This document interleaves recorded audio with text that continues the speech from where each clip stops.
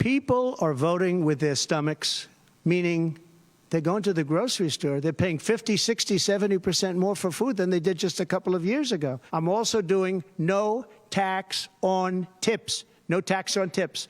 So waiters, waitresses, caddies, people that drive cars, people that get tips who have been harassed by this government, we're going to have no tax on tips. That's a big thing. As a former waiter, I'm loving that. Former President Trump doubling down on his promise to eliminate taxes on tips for caddies, waiters, waitresses, wherever.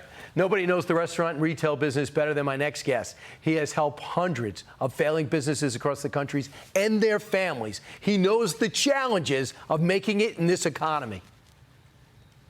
You want to lose their money, that's one thing. You get people sick, that is unacceptable. Clean up your...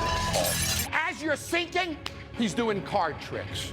It's all about his ego. Mr. Entertainer, Mr. Magician. How about them? What they know? Amateurs, kids. What's wrong with my attitude is you. No, you got You owner who's losing $8,000 a ain't month. because of me. And you're being an ass. It ain't because of me. Oh, I think it is. Oh, I think it's not. You gotta move on, Louis.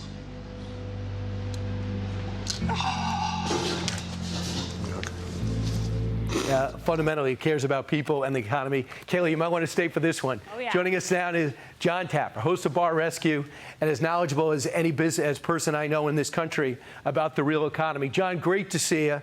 I'm tired of looking at macroeconomics. I don't want to talk to an economist. I want to talk to a guy that knows small business. What is it like to run a restaurant, to run a small business in this country right now? Well, I think the proof is sort of in the pudding, Brian. You know, costs are up, but traffic is down. So I saw even on Fox a few weeks ago a poll that 68% of Americans think fast food is a luxury now. Wow, what a shift from a utilitarian meal to a luxury meal. So there's a whole shift. So our traffic is down and our costs are up. And let me just give you, there were so many, I had to write a couple down. Rubio's in California. The $20 minimum wage almost killed them, but then Bidenomics took them down. They just filed bankruptcy. Tijuana Flats filed bankruptcy. There's a company called Miracle Restaurant Group. They have 25 Arby's, fast food. All 25 are closed. They filed bankruptcy. Another company filed bankruptcy with 17 Popeyes units. Then there's Rue 21 retailers, Express, Bed Bath & Beyond. These are all bankruptcies, Brian, and it's horrifying, and that doesn't even take into account all the independents and the hundreds and hundreds of independent restaurants and bars and gift shops and other businesses. And then, of course, the families that have been impacted by that. And that's what I see. Brian, that's what I see with Bar Rescue with you, because it's always about the family. It's less about the restaurant. It's more about the families. And this economy is made up of small businesses, John, right?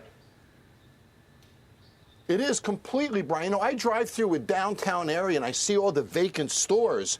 I don't see vacant stores. I see crushed families, crushed dreams. You know, the impact is powerful. Think about this for a moment. Whether you're on the left or on the right, no matter what your political desires are, prosperity drives everything. No side can implement any agenda if we don't have prosperity. Even Abraham Lincoln said, if you want to protect the employee, take care of the employer. Our government is almost against small business now, Brian.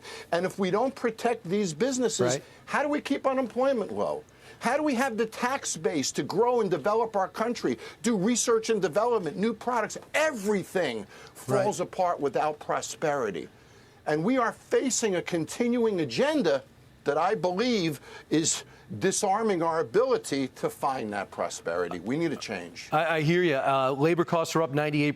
90%, they also higher food costs. 38% say they were not profitable last year.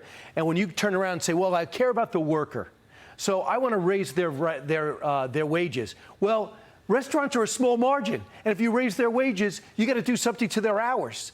Or else you got to raise the prices so much you don't get any business.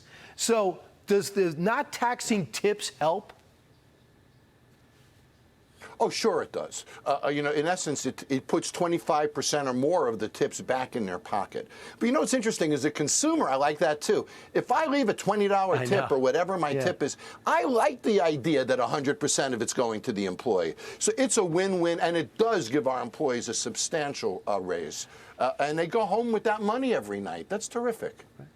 So when I look at things to help those businesses, they don't really worry about the bumper sticker or the 30-second ad on TikTok or on NBC or Fox.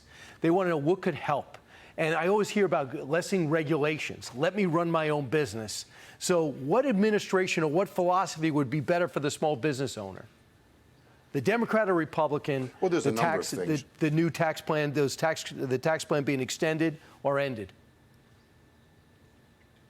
Well, I think, first of all, I think that the tax plan has to be extended.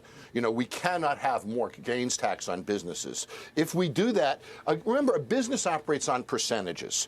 So in a restaurant business, a third of my revenues pays for food and beverage.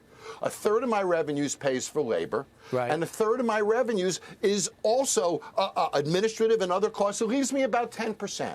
So if you raise something by a certain percentage, then I have to raise other things to keep my margins intact. So it always gets passed through to the consumer. That's what we're seeing now. And one final point, Brian.